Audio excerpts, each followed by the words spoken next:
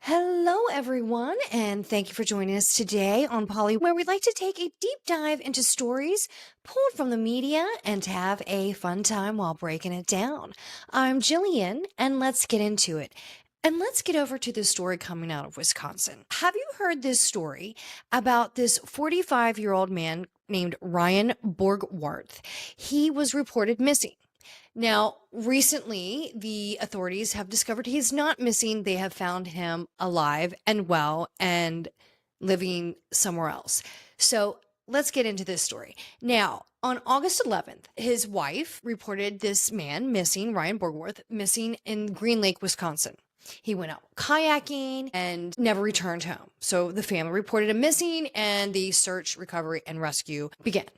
And they were on the lake for weeks looking for this man. They found his overturned kayak. In the water, they found his phone, his wallet, and I believe his keys. His truck was still in the parking lot. So they automatically believed that the man had drowned in the water, and they were trying to find him. So this is what they thought. Now, upon their investigation and looking at his laptop, they believe that he was not missing. They believe that they discovered that he had recently taken out an insurance policy of $375,000. He had been moving other money around. He had been communicating for quite some time to this woman in Uzbekistan, and he has been doing some shady behavior. Let's just say that. And so the police were like, okay. And major tip off here is that the Canadian border, I don't know if the Wisconsin police went out to the Canadian border, or the border contacted them if they heard about this case. But the Canadian border had informed them that he had gone through the Canadian crossing border, and his passport had been checked like a day after his disappearance. So ding ding. I don't know the timeline which came first, if they contacted the Canadian police, or Canadian police had or border control contacted them, but they found out that his passport had indeed been checked the following day. So here is the escape plan. And I always find the escape plan so telling of the psyche and the emotion behind that individual, right? So this is what he did. And let me tell you, this guy had a plan. So what he did is he took his kayak, he went to Green Lake, Wisconsin. And upon research by the police, they found out he chose this lake because this is the deepest lake in Wisconsin. All right. So he goes to the lake, he takes his kayak, and he takes an inflatable kiddie boat. That's what I had read. That's the detail of the other thing. So he calls his wife in the evening from the kayak, which I already thought was weird. I'm like, aren't you afraid you're going to drop your phone in the water? Because I would. But he calls his wife from the boat and says, I'm going to be heading to shore, and then I'll be on my way. Okay? Well, she never hears from him again. So the guy flipped over the kayak, takes his little inflatable kiddie boat, paddles to the shore where he had left an electric bike beforehand. Okay. So he paddles this boat to the shore, takes this e-bike that he left behind, e-bikes it through the middle of the night, from where he then boards a bus to Detroit, where he then gets onto another bus from Detroit to Canada.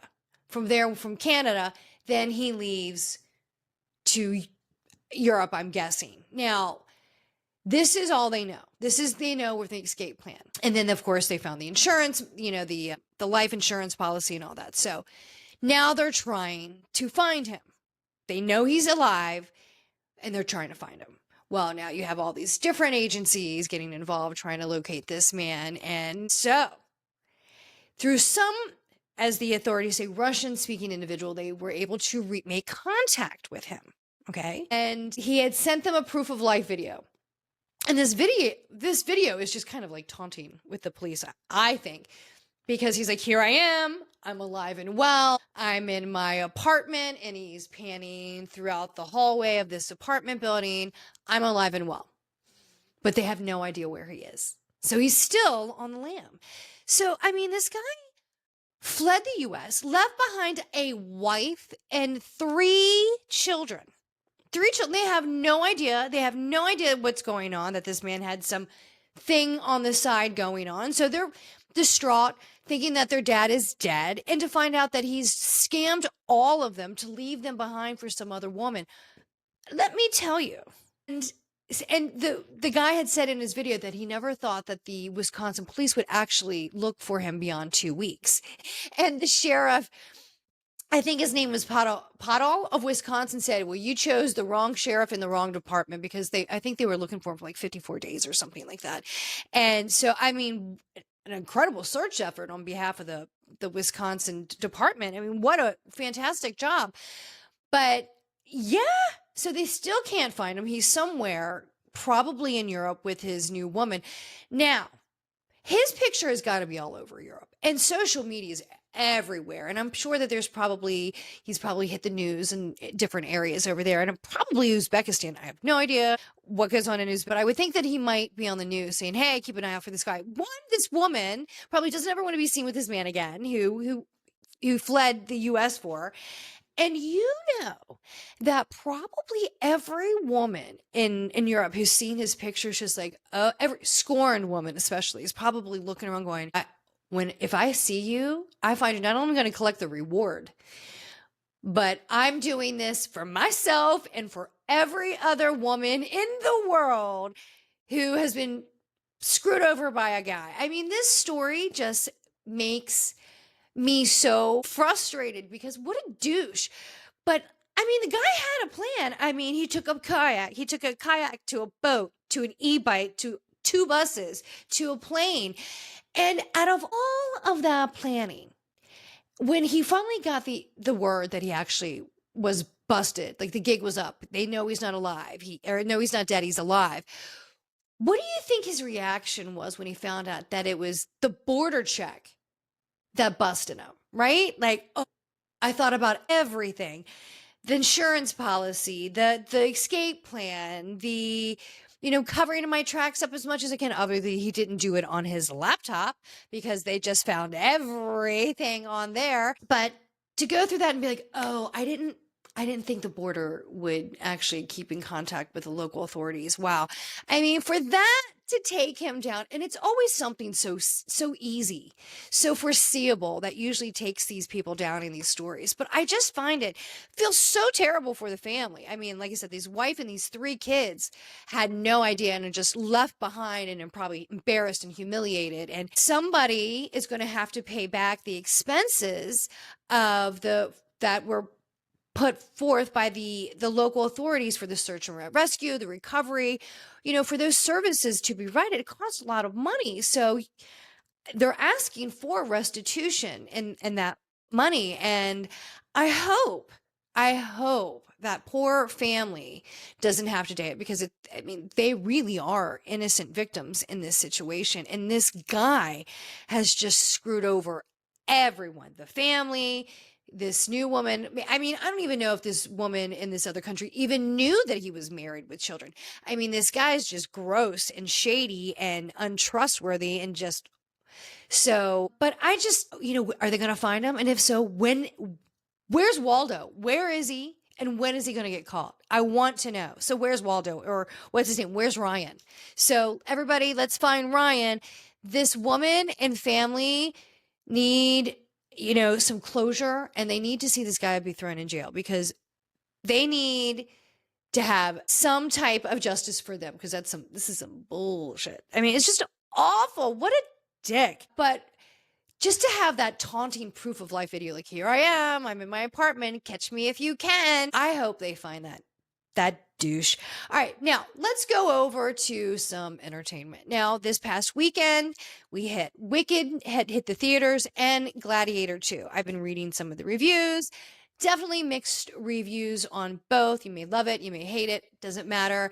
What the good thing is that they've actually brought in some record numbers for theaters, and the theater and the movie industry really need it. They're still trying to bounce back and recover from COVID, from the large strike that they had a year ago. And so they really need some type of bounce back. And hopefully these two movies can definitely kind of get them back into the swing of things. And right around the holiday, they need it. I mean, Barbie and Oppenheimer last year with their big ones, they're trying to hope that while they're trying to kind of recreate that type of enthusiasm and excitement for people to get back into the theaters with these two movies.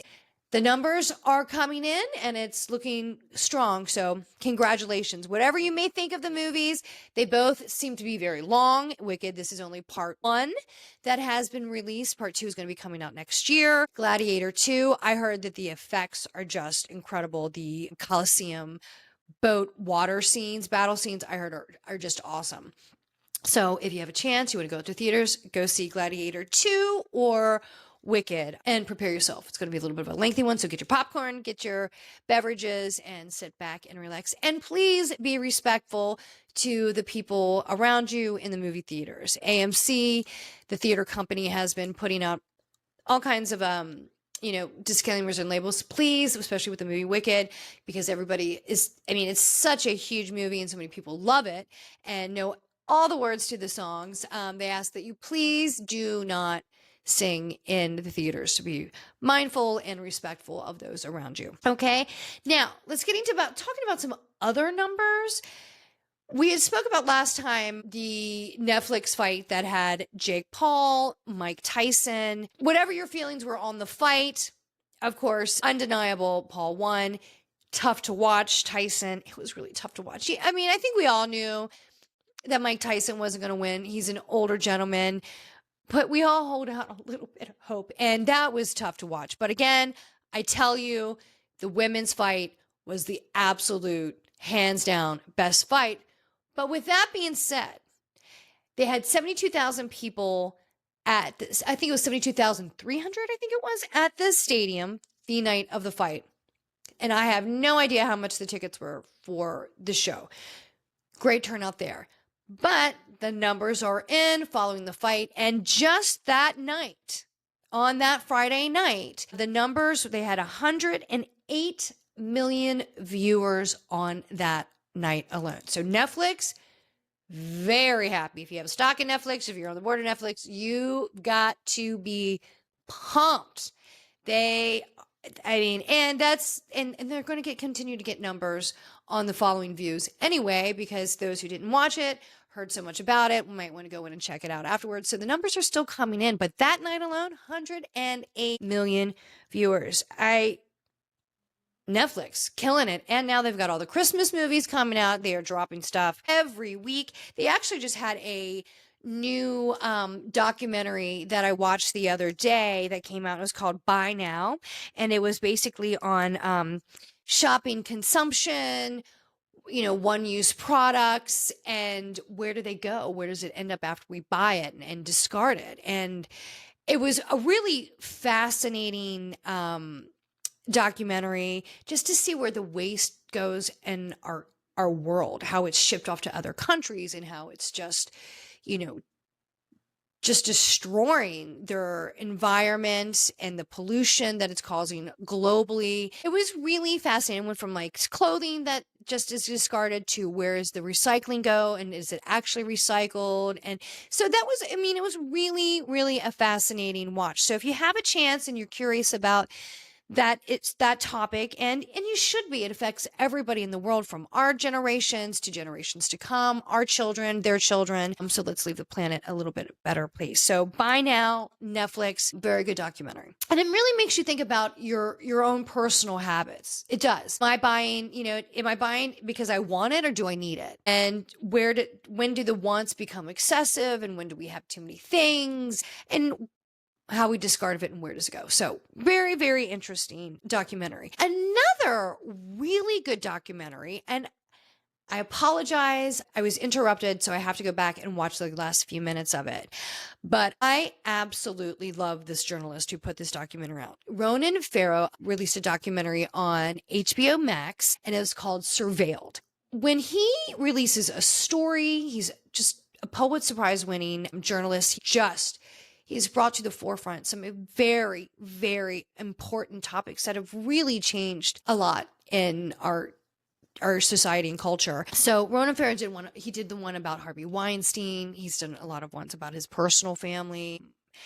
And so this one is called Surveilled, and it's about the commercial spyware market and companies and how they can turn your personal phone device, and how if anybody is use this software on and one of the large software that they talk about was Pegasus. And if this spyware is used on you, how they can get any of your information. They can track you, your GPS. They can turn your camera on your phone on and off, or on your laptop, your computer, anything, any device that you have. How they can track your text messages, your phone calls, your anything, everything, your habits on your phone, anything, and use it against you. So it's just so fascinating because it talks about how countries have used this against other countries, how people have used it on other individuals in a negative way to go after them for blackmail. Just interesting because he's actually had people surveil him and track him from a lot of his other stories. And so it's just really interesting because he goes into Israeli intelligence and talks with them, and just talks to people who make the software, how it can be used in the way it was intended to be used, which was for good, and how it can be used for bad, for the black web, that underbelly of criminal world. It's really frightening. It's fascinating. It's something I think everyone should know. We all have a phone. We all use it in everything. And we think that everything on our phone is personal. We have these security settings, and we have all these things to block for security. And it's not very secure. There's a way around everything. So it's really a fascinating thing to watch and to listen to, because we all have it. We all think our personal information is private, and it is very, very much not. So Ronan Farrow, another fantastic, fantastic piece. I love all of his work. And like I said, if he releases something either in an article in the paper, magazine, or in a documentary, it is worth taking your time and reading or watching and listening. It is worth it. You will definitely learn something from him. And be cautious, for sure. Now, also on HBO Max, I have to go back. I love, love, love that show. It's Florida Man. Nothing makes me laugh harder. It's about 20 minutes of just ridiculousness. It really is. And the stories are just bizarre. You do not get anything more absolutely ridiculous and crazy than this. And how do you top yourself every week with a more over-the-top story? And they do.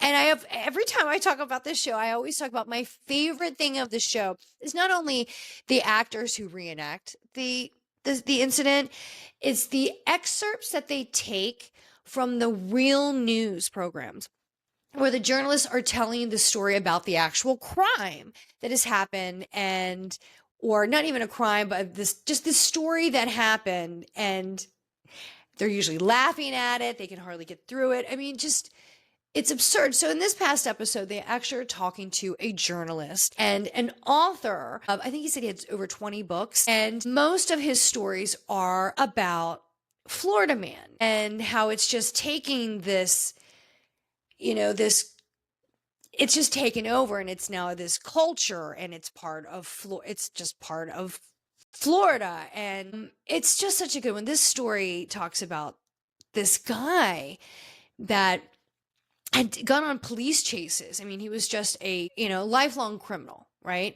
And he had been gone on like 20 some high-speed police chases, right?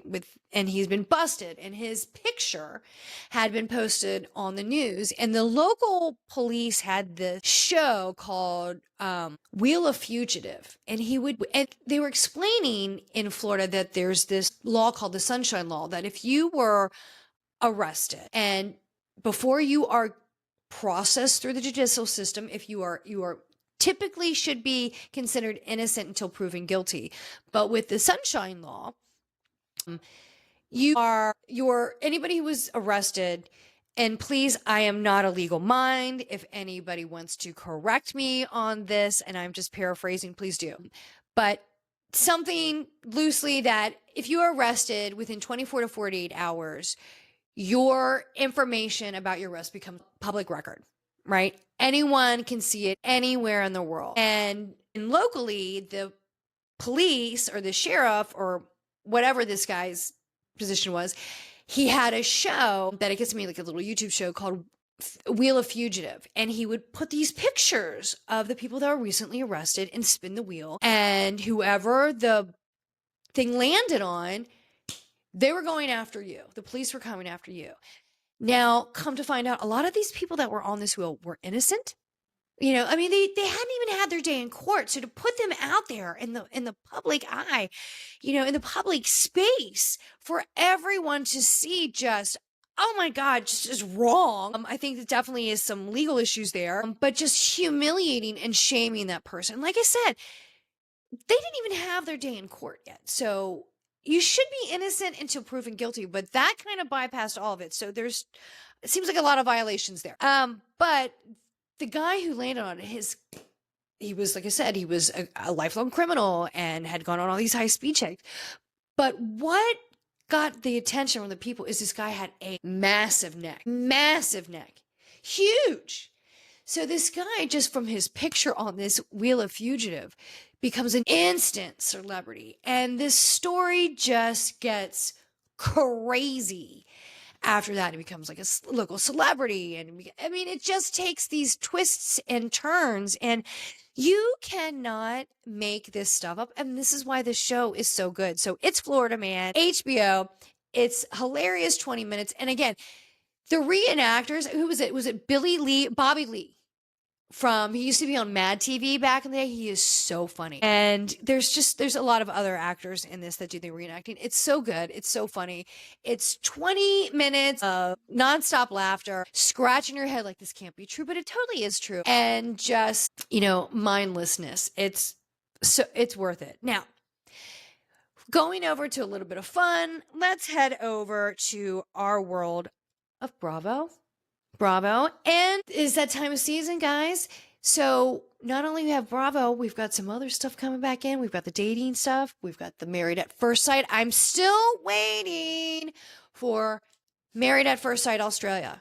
If anyone knows when it is going to air here in the US, please let me know. If anyone in Australia is listening, please let me know how I can get the most recent season of Married at First Sight Australia. Send it to me. Any way you can, time on Instagram, YouTube, whatever, please send it to me. I love that show, and it's been off way too long here. The last season we left out with Harrison.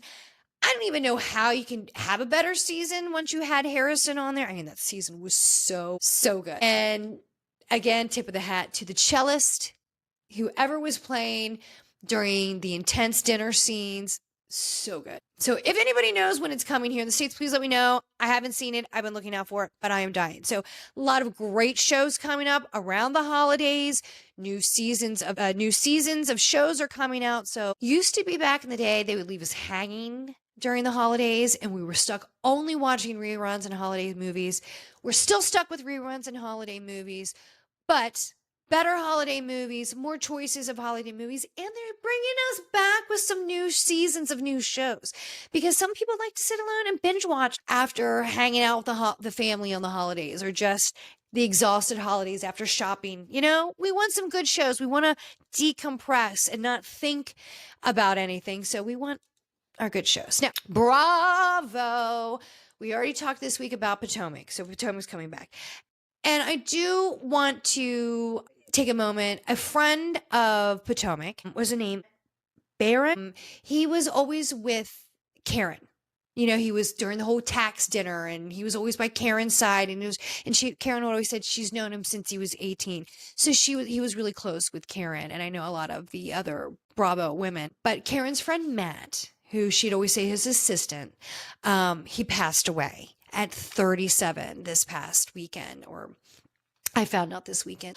Karen, I'm so sorry. My heart and condolences go out to you, to his family, to the Bravo world. So young, Matt. That's really, really sad. So I am so sorry there. But we already talked about Potomac this week, and I am ready to see Mia bringing it. So I'm excited to see where Mia's going to go. And is this the week that we see? I think this is the week that Karen goes into court. So we'll have something to talk about later on in this week after that episode airs. Now, I want to get into Beverly Hills. Season 14 aired this season, and you were so good. You brought it. I told somebody the other day, I'm like, it's episode 1. What are they going to do in episode 1? Just kind of, catch us up where we left off, same old, same old. Kyle still going to be talking about her story from last season. Over it, Kyle. But so good. We meet the new housewife. Dorit gets into her meltdown with PK. Boom, boom, boom. So let's get right into it. We get into it.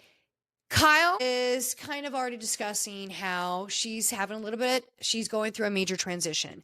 Mauricio just moved out 2 weeks before this shooting of this episode. He just moved out 2 weeks ago. Her other daughter just moved out. So it's down to her. She's got 2 kids. She's got Portia and the other girl that's left in the house. And I think she's in school, so she's in and out. So she's talking about how she's going through a transition. It's difficult. At times it can be lonely, but she's just trying to figure it out. And good on you, Kyle. Now, then we go to Erica is Switzerland right now. She's trying to be there for everybody. She's had her stuff. She's had her moment. She had her time of not looking good, then rebounding, and then recovering and looking good. And now she's riding the peace train. And I like it. So Dorit immediately comes out and says that her and PK have separated.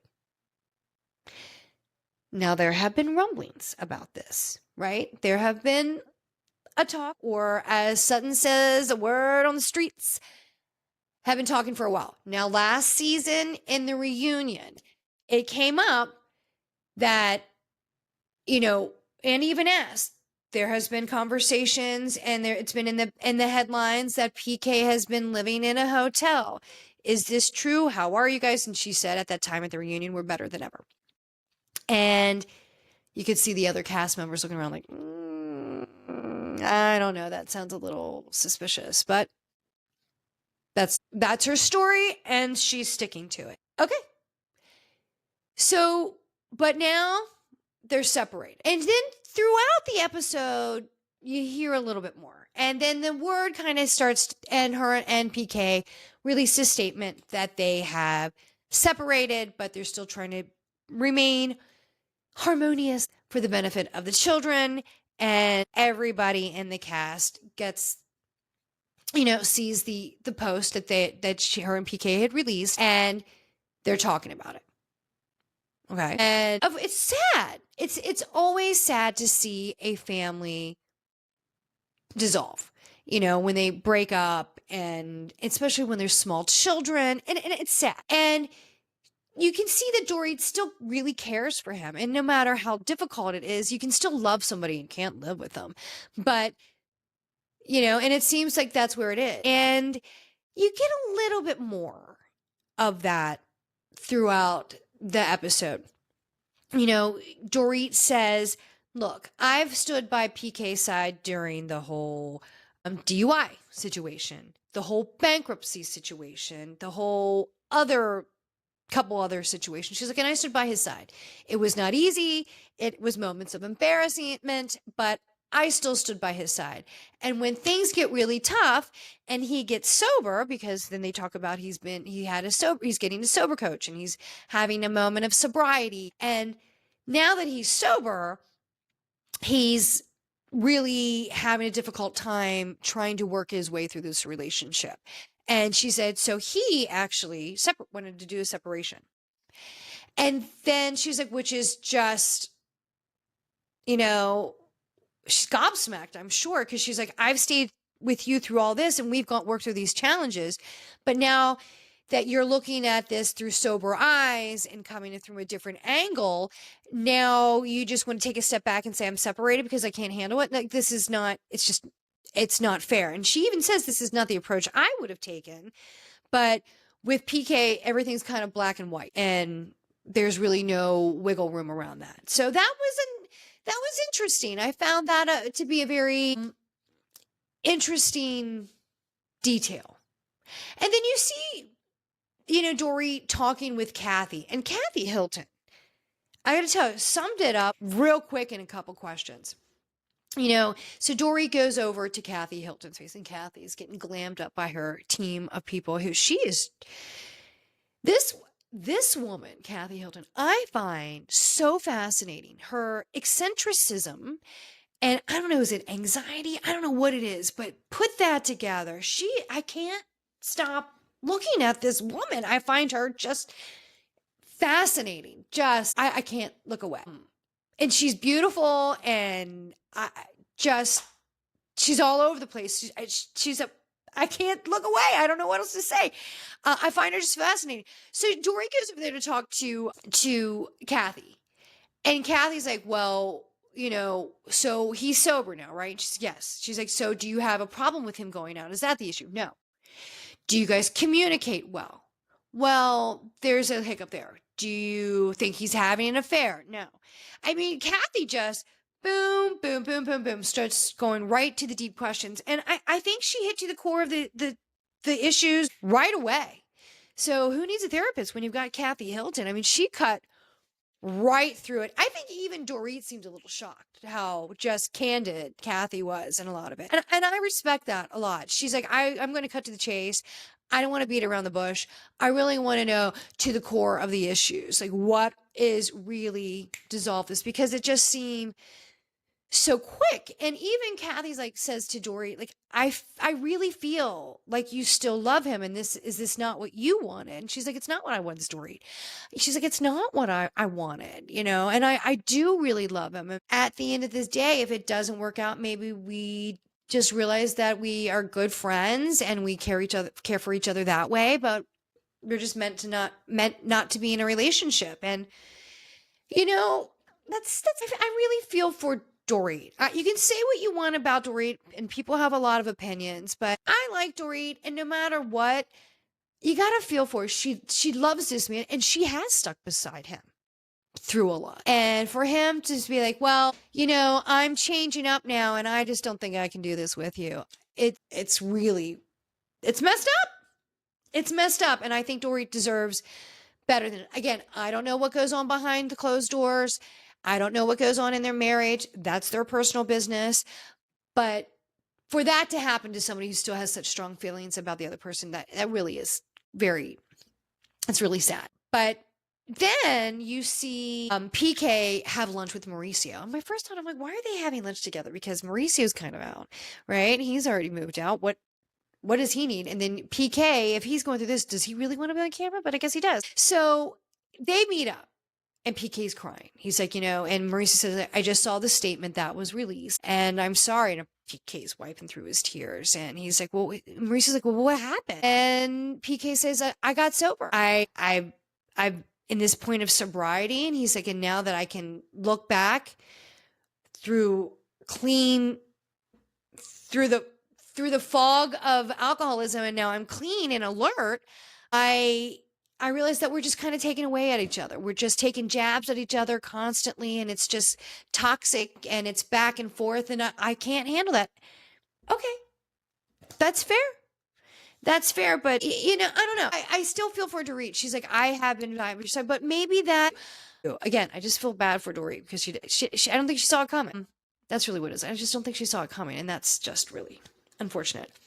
It's somebody that's been with the show for a while, so we're invested in her story and her family. So this is just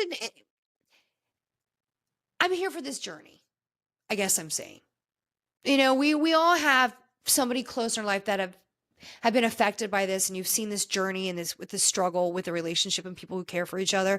So who am I to say which direction it will turn or where it'll go? But there's kids involved, so I hope they can work through it together for the kids, whatever the end may be, if they're together, not together, but I hope everybody can get through it smoothly. It's sad to see Garcelle just killing it. You see her on her movie set. She's making movies. She's in movies. She is killing it. Then we have one of my favorites, Miss Sutton. And she is preparing for her party that she's going to have, which is the theme is surrealism, which I have to say, one of the coolest ideas for a party I've heard in a while. I think it's awesome. I thought it was great. Everybody really brought it with the outfits. I don't want to say costumes, but it was a little costumey, but they were really nice outfits. And I'm sure that had ridiculously expensive price tags to most of what they were wearing. Great turnout from the guests. I mean, she had a woman on stilts with 3 faces. She had an alpaca, a monkey, people swimming in the pool. I don't want to say they were mermaids, but they were pool acrobat. I don't know. They really cool with the glittery bathing suits on. Just awesome. I love the floor plan. It was so cool, but you get to see her. You get to see Avi preparing for it. I love Avi. Avi is the friend of, kind of, not really the friend of, he's an assistant, but he's almost kind of like the friend of, he's always in the background with Sutton. And everyone loves Avi. How can you not? I love Avi. Avi, I love you. So Avi was just absolutely hilarious. He's always in the background and he looked good too. But I am so excited that during this party, we get to meet the new friend. We get to meet the new housewife. Well, first of all, Jennifer Tilly, being the friend of, is the greatest thing I have heard in a while. I love Jennifer Tilly. I love seeing her and Sutton together. Those two are hilarious together. So the fact that she's now a friend of, I am so excited. Is she ever going to get a diamond? I don't know. Do you think she's too fancy? She's too celebrity? I don't know. But I absolutely love Jennifer Tilly. And then if you happen to catch the after show, even better on that. They're in the shade, all that stuff. Pardon me. So I am just loving Jennifer Tilly, and to see her when Sutton, in the very beginning of the episode, when Sutton goes to her house and you see Jennifer Tilly's house, it just matches her personality so much. Those two, I could watch those two all day. Do you think Sutton and Jennifer Tilly are like the new Countess and Luann? Like those two together, I really, really like them. And here's my thing. I hope this show does not break up the relationship. I hope it doesn't destroy the relationship in any way, because the housewives tend to do that. People who are really close and they bring a friend on, and then suddenly the friendship's just blown up and they hate each other. I hope that does not happen, because I love these two together. I adore them. They're the new freaking frat, and I hope it always stays that way. But you get to see the new housewife. As everybody's entering Sutton's parties, the SUVs are pulling up and people are exiting the cars, and you see their costume, or I hate to say costume, their outfit for the party, and they bring it.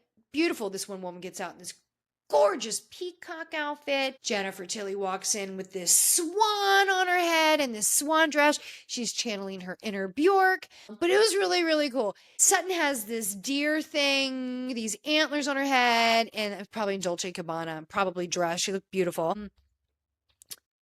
Dorit walks out in this mermaid fishtail thing that was, she said it was rubber with this disc. Very modern, but why not? Go for it. Everybody was giving her shit about it, but I thought it was fun.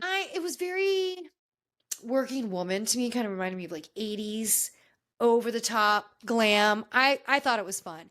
It did look very condom-esque. Sutton said she looked like a condom, kind of, a little bit, but I still liked it. But then this SUV pulls out, and this gorgeous, and she looks very tall, gorgeous woman walks out with this hair and this twist and this fantastic, just floral, I don't know, shawl, jacket, whatever you call it, with this really long train, just beautiful flowing flowers. And this is the new housewife, Bose. And she immediately walks up to Dorit and is like, hi, how are you? They don't know each other. And Dorit lets her know that she's like, how are you? And she's like, I'm okay. You know, I'm separated. And Dorit just boom, pop, pop, pop, pop, pop, like unpacks all of the stuff she's going through. And Bose is like, whoa. Well, and right in that moment, they have a very heartfelt moment. She said, you know, I know that we just met, but I empathize with your story because I was married. I'm actually widowed now, but I was married, and right around like 9, 10 years, we separated and we did not divorce, but then he became very sick and we actually reconciled and got back together. And then, oh, it's unfortunate and passed. Oh my God, such a sad, sad story. And right there, that connected both of them right away. So even Bo's like, she's like, you know, when you meet somebody, you just know if you're going to like them. And I knew that first instant that I liked Dorit and we're in love. And I think that's great because Dorit really needs somebody this season because a lot of the other girls in the cast have not given her the care and the compassion that she definitely needs to kind of go through this rocky time in her life right now. Because it is. I mean, she's separated, 2 small kids. That's a lot. And she's still going through everything else that she had with the break-in, the PTSD. I mean, give this woman a moment, for goodness sakes. So I'm so glad that they have already bonded, and great, great, great. And I love this woman. And when they talk about this woman, I mean, this woman is the real deal. She was a bigwig at Netflix and some of the other like major companies like that. So, I mean, like she is Miss Corporate America. So and I don't think, and she's going to take shit from anybody because she has in the business world, and she is definitely not going to do it here. And I don't think anybody's going to come for her because she's not an actress. She's not in that entertainment world. She's not a woman who's like got divorced and became wealthy. That's no shade. This is just talking about the housewives in general. But she is self-made and successful and just the full package. And I don't think anybody's going to come to her. And Kathy Hilton eventually comes up to the party and was like, the boss. And they're like, no, her name's Bo. She's like, no, she's the boss. Like even Kathy Hilton was like, like, I am impressed. I'm not even going to touch this woman with my shade or my Kathy Hilton-ness because she don't play. And I think she's awesome. Just gorgeous. And come to find out, I found out on the after show because I was just fascinated by the outfit she was in. She had that made in Ghana and had that flown to California to wear that. Incredible. And then, you know, you have Kyle comes to the party. Everybody else is showing up to the party. And they look great. They all look really good. And so they're sitting there and everybody's enjoying the party and enjoying everything that's happening. And, you know, and then they all get together. And Kyle sits down and starts telling like Erica and some of the other women that I'm having, you know, I'm working through my issues from last year and I'm just trying to get through it. So thank you for being there to support me and things like that. And right before you know it, Dorit walks in, right? Dorit walks in and says, hi, how are you? And everybody else just gets up and leaves. They go to get a drink and just want to let Kyle and Dorit have their time. Boom. They get right into it. Right into it. But there was such an interesting scene.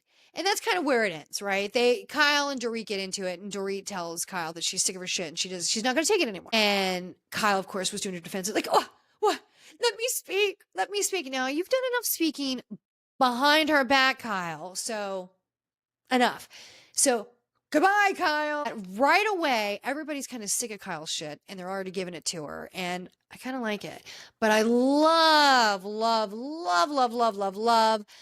the new housewife. I think she's awesome. But there was a scene where, like I said, where Kathy comes up and was like the boss.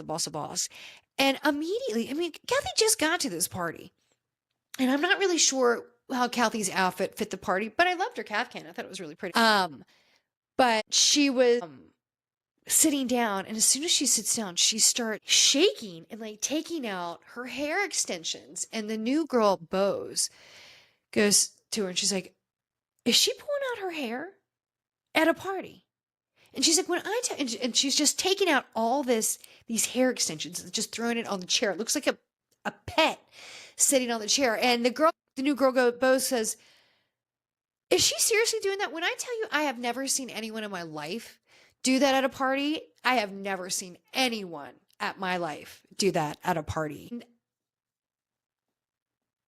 That's Kathy Hilton for you. That really is. And that's why we love Kathy. She does not give a shit.